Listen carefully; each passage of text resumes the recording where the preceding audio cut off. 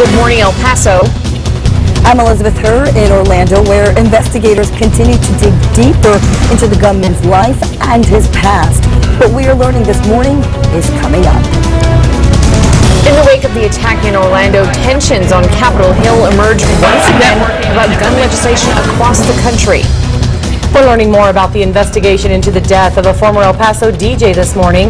A man is now behind bars after police say he admitted to killing him. Live, where news comes first. From the Mesilla Valley and Las Cruces to El Paso and the borderland.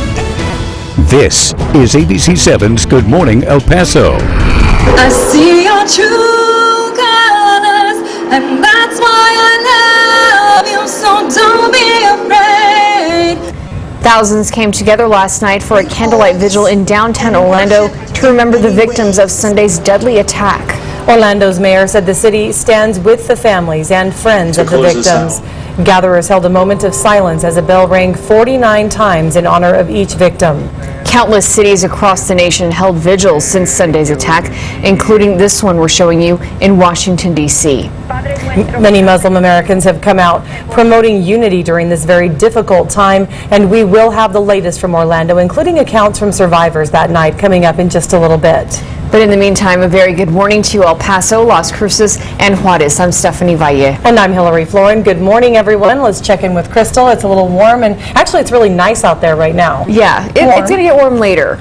And that's exactly right. We saw those temperatures crank on up yesterday afternoon. Today's forecast looks almost the same. And starting with your morning conditions, things are pretty good out there. Actually, this morning, things are a little bit lower than they were yesterday. We're at 68 Favens Elementary and 74 at the Texas Tech Health Sciences School. 75 St. Pius School, upper to mid 60s for us, Rosarito Elementary. And here at the KVIA studio, 70 degrees, that temperature to start off with. Very nice out there to kick off. But the afternoon, we're talking upper 90s and low triple digits yet again. On your clouds and radar map, not a thing to track, and I don't expect to track anything, not today or really in the days to come. It's looking pretty dry out there. We'll talk more about that potential and look at the future track model coming up in just a while. Looking forward to it. Thanks, Crystal. But first to Orlando and the new revelations in the ongoing investigation there. Were there missed signals, and could the gunman who took 49 lives and injured 53 others have been stopped? The FBI now facing very tough questions. This as tributes continue to pour in from around the world for the victims. ABC's Elizabeth Herr is in Orlando, continuing our complete coverage this morning.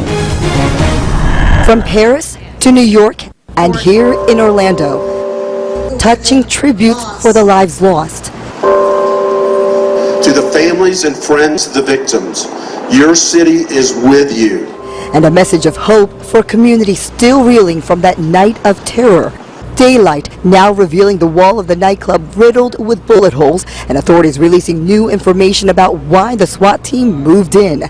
He did say he had a vest, and he did talk about putting vests on some of the hostages. That suspect, 29-year-old Omar Mateen, killed in the gun battle with police, was able to legally buy the weapons used in the massacre, despite having made 2 trips to Saudi Arabia and being under FBI surveillance for nearly a year for possible links to terrorism. I don't see anything in reviewing our work that our agents should have done differently. The FBI says it never found evidence that Mateen was a terrorist, and the gun shop owner maintains there were no red flags.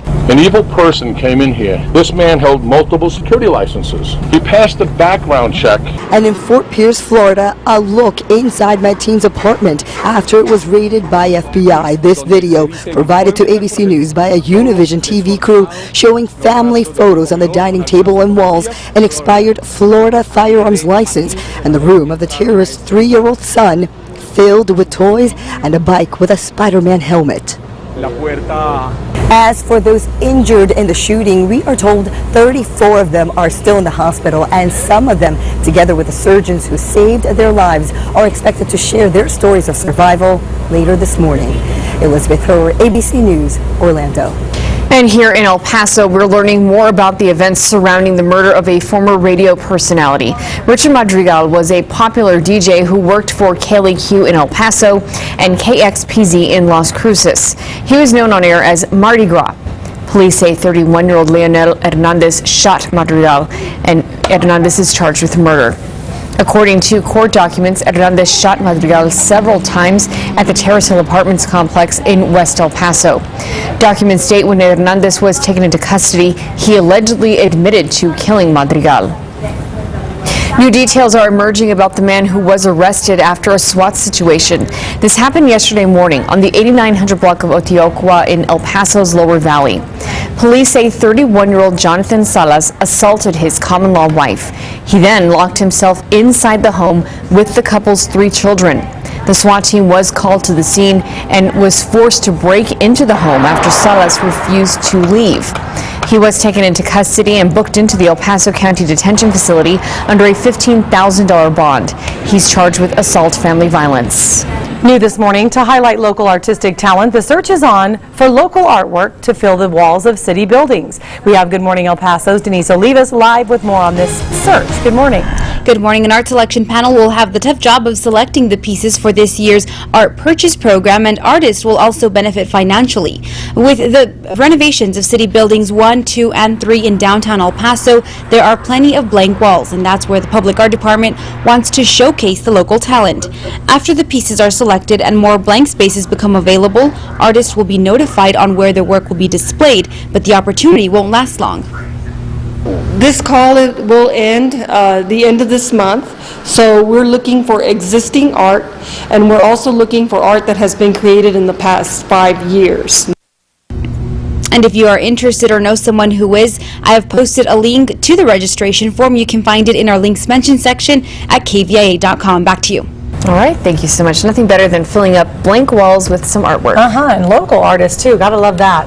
Let's take a look at our forecast. There'll probably be some different versions of the sun out there, right? Yeah, I guess we're expecting a lot of red on the map today, Crystal. Oh yeah, we are looking at temperatures that get right back into those upper 90s today. 88 your temperature at noon, 98 your forecast high temperature. Sunny throughout this forecast and just a little breezy in the afternoon again, quite similar to what we saw yesterday actually. This week on your threat tracker, it's pretty constant. We're at that mid-level threat for heat, triple digits move back in, and then a low to mid-level threat for wind. Really not going to be an issue. I just say threat because ladies doing your hair might be a little bit of a hassle the next couple of days because we are talking breezy conditions in that forecast, particularly afternoon on into the early evening. We'll talk more about the heat in those days to come in just under 10 minutes, but for now, let's go to traffic.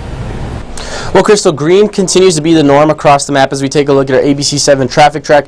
The good news is that traffic that we were seeing on Trans Mountain heading west is now green. If we take a look at our average speed, earlier it was about 37 miles per hour, and now we're seeing 63, so that lag in traffic has started to clear up. The one area we are seeing traffic right now, Montana, a little bit east of Loop 375. If you can see heading westbound, we're looking at 23 miles per hour, so give yourselves a little bit of time if you are heading on Montana. Now let's take a look outside our ABC7 TxDOT cameras. West El Paso, I-10 at Sunland, the camera's facing north. You can see both lanes of the I-10 looking good right now. Coming up in 10 minutes, I've got to look for Las Cruces. All right, thanks so much, Mauricio. Much more to come here on Good Morning El Paso today.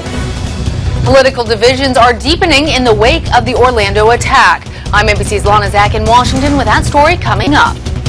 Plus, meteorologist Crystal Klein talking weather, and she has a special guest with her this morning. That's right, we're here with John Fawcett. We're going to do that last live interview with him, and at least myself, coming up after your break. There he is. All right, thank you, Crystal and John. And it's 6:08, and this is ABC7, where news comes first.